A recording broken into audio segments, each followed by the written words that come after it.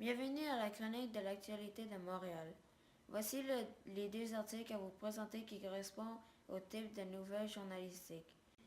Le premier article a été publié le 29 janvier 2019 dans le Journal de Montréal par la journaliste Sarah Daoust-Brun. Il y a comme titre « Caméra portative, des résultats peu concluants pour la SPVM ». Le deuxième article a été publié le 30 janvier 2019 dans la presse par le journaliste Pierre-André Normandin. Il y a comme titre « SPVM dresse un bilan négatif du projet pilote sur les caméras portatives ».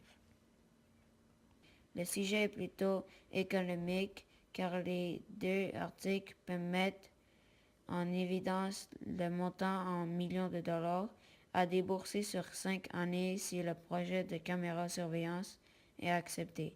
Dans les articles, j'ai identifié deux mots que je ne connaissais pas, soit fragmentaire et bilan. Le mot fragmentaire est dans la phrase suivante.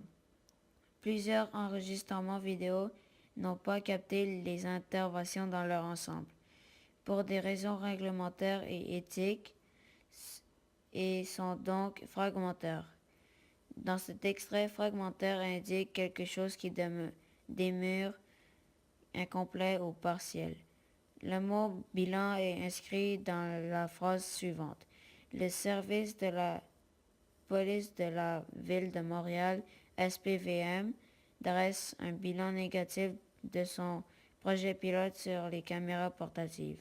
Ces bilans relèvent les résultats globaux d'une opération quelconque.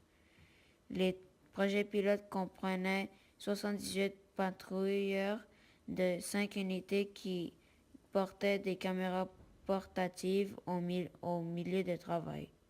On remis la responsabilité de mettre en place le projet pilote à la ville de Montréal. Celui-ci a duré de mai 2016 à avril 2017. Le résultat a été présenté en forme de rapport le vendredi 1er février.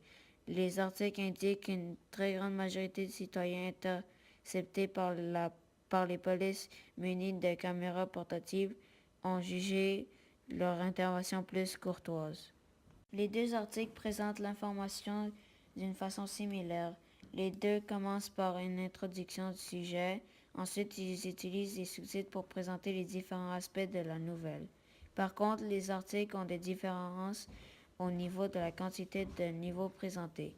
L'article du Journal de Montréal est plus court que celui de la presse. Cependant, il présente en plus l'avis des lecteurs sur le projet.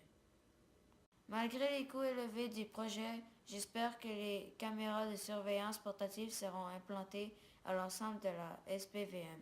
La société pourrait de cette façon se sentir plus en confiance envers les policiers.